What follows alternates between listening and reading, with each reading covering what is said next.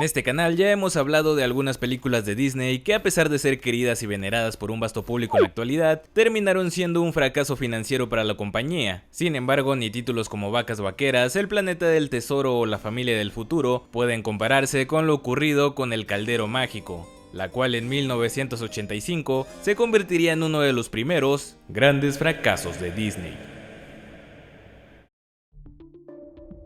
En 1964, el escritor estadounidense Lloyd Alexander publicaría el libro de los tres, una novela que seguía las aventuras de Taron, un joven campesino cuidador de puercos que sueña con volverse un gran guerrero. Dicha historia eventualmente se convertiría en una saga de libros. El Caldero Negro sería el siguiente y más tarde le seguirían El Castillo de Lear, Taron el Errante y El Gran Rey, 5 libros en total que conformarían las Crónicas de Pryden. 1973 sería el año en el que Disney compraría los derechos cinematográficos de toda la obra para poner en marcha la preproducción. El animador Joe Hale, quien venía de trabajar en filmes como El Zorro y el Sabueso y Robin Hood, se uniría más tarde como productor al inusual proyecto que buscaba hacer una película clasificación PG-13 para atraer a una audiencia de mayor edad a la acostumbrada. Según el mismo Hale y el animador Frank Thomas, creían que de hacerse bien, la película podría ser igual o aún mejor que la misma Blancanieves. Desafortunadamente, el desarrollo de la misma sería un auténtico calvario, ya que uno de los principales obstáculos era el adaptar la historia de los 5 libros en una sola película, lo que provocaría que la misma sufriera un sinfín de reescrituras en el guión, el cual al final terminaría basándose únicamente en los primeros 2 libros, El Libro de los Tres y El Caldero Negro, mismo que daría nombre a la película en su idioma original.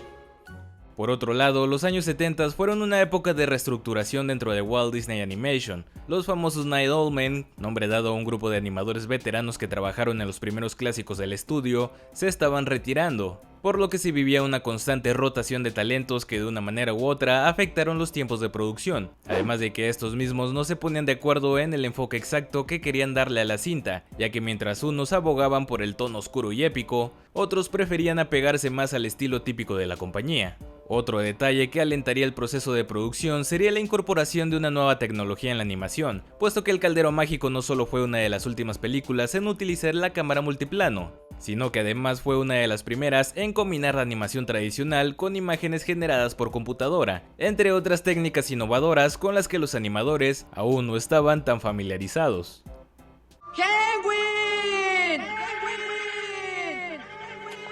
Cuando la producción de la película comenzó oficialmente en 1980, bajo el cargo del productor Joe Hale, muchos cambios se hicieron, incluyendo el descarte de los diseños y arte conceptual de un joven Tim Burton, ya que se buscaba un estilo más similar al de La Bella Durmiente. Por si fuera poco, los años 80 no iniciarían bien para Disney. La empresa experimentaría una baja importante en los ingresos provenientes de sus largometrajes. El Zorro y el Sabueso, dirigida también por Ted Berman y Richard Rich, no había alcanzado las ganancias previstas, lo que provocaría que el estudio comenzara a preocuparse mucho más por la posible falla del Caldero Mágico.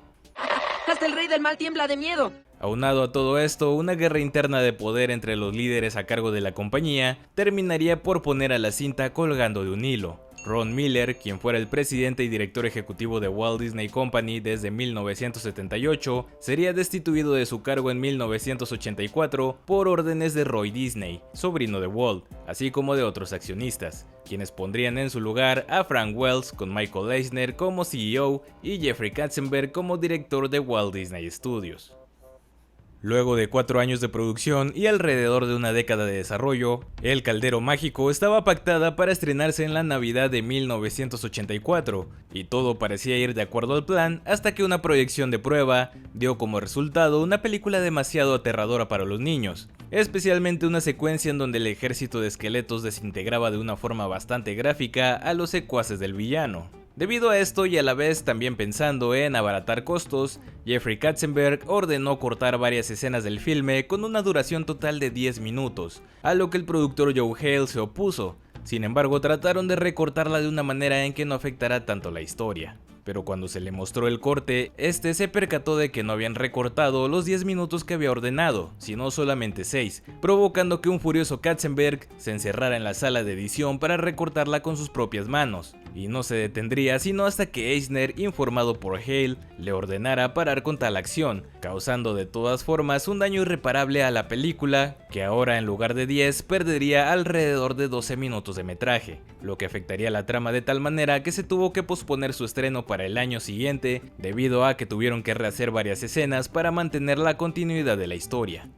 Antes de continuar, me gustaría invitarte a que te suscribas y actives la campanita, para que no te pierdas ningún video del canal, te lo agradeceré bastante.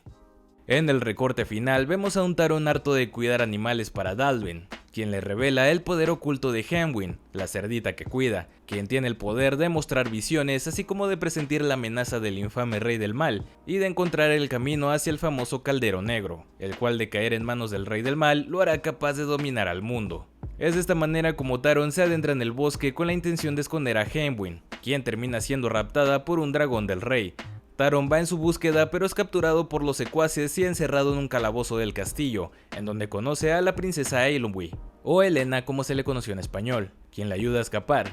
Es así como con la ayuda de Elena y otros amigos que hacen en el camino, Taron pelea para derrotar al rey del mal. Tú vas a satisfacer el apetito del caldero. Si bien la cinta logró terminarse a tiempo para su estreno en el verano del 85, con una clasificación PG, la primera en la historia de Disney Animation, la película denotó una evidente falta de desarrollo en su historia, con personajes que a diferencia de sus contrapartes en los libros, no tuvieron el tiempo suficiente de evolucionar junto al protagonista, además de un clímax y resolución bastante anticlimáticos, por lo que la animación vanguardista para aquellos años no fue suficiente para rescatar al caldero mágico de un inminente fracaso, logrando recaudar alrededor de 21 millones de dólares solamente frente a un presupuesto de 44 millones, lo cual aún con ajustes de inflación sigue siendo uno de los peores fracasos en la historia de la compañía. Si bien para muchos quedó claro que los diversos contratiempos de la producción fueron un pilar importante en el fracaso de la misma, debido a que elevó el presupuesto por las nubes, otros culparon también al tono sombrío que chocaba con los filmes tradicionales del estudio, siendo además una de las pocas películas que no contaba con los números musicales a los que el público estaba acostumbrado de ver en los largometrajes de Walt Disney.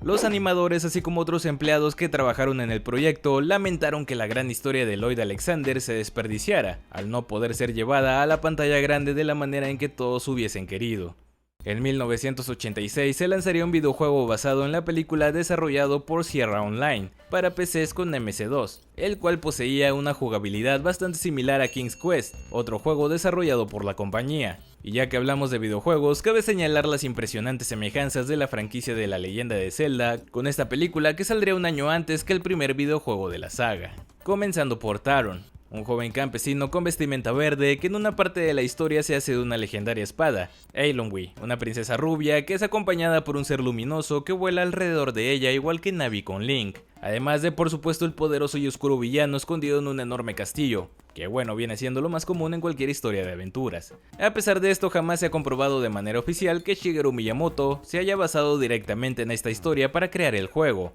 por más que cuente con el apodo de el Walt Disney de los videojuegos.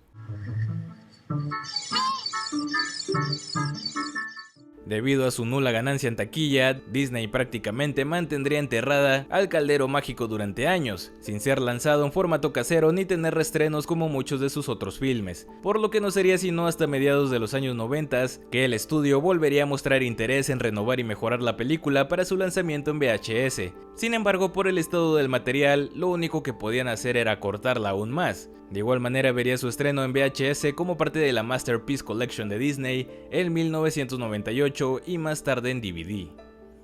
El caldero mágico representó el intento de Walt Disney Animation por llegar a los adolescentes admiradores de las novelas fantásticas, un género muy popular en aquel entonces, idea que lamentablemente se vio mermada por un sinfín de complicaciones. Aún así, con el tiempo generó un estatus de culto gracias justamente a su tono sombrío y ambición artística, aunque esto no ayudó a que Eilonwy fuera considerada para la marca de princesas de Disney en los años 2000, quedando fuera del foco comercial al igual que la misma película. Adiós, Dolvin. No le fallaré. Y bueno, esto ha sido todo por hoy, ocurrentes. Antes de irme, me gustaría preguntarles si han visto esta película y qué tal les parece. ¿Creen que se merecía más reconocimiento en taquilla? ¿O piensan que hay buenas razones para que haya fracasado? Ya saben que si el video les gustó pueden dejar su like, suscribirse y compartirlo con todo el mundo. Yo soy su amigo Franco Sama y nos vemos a la próxima. Le mando un gran saludo a Adrián Perami y a Cristian Arcadio Moreno. Si a ti también te gustaría que te mandara un saludo, ya sabes que puedes pedírmelo por mensaje directo en mi Instagram.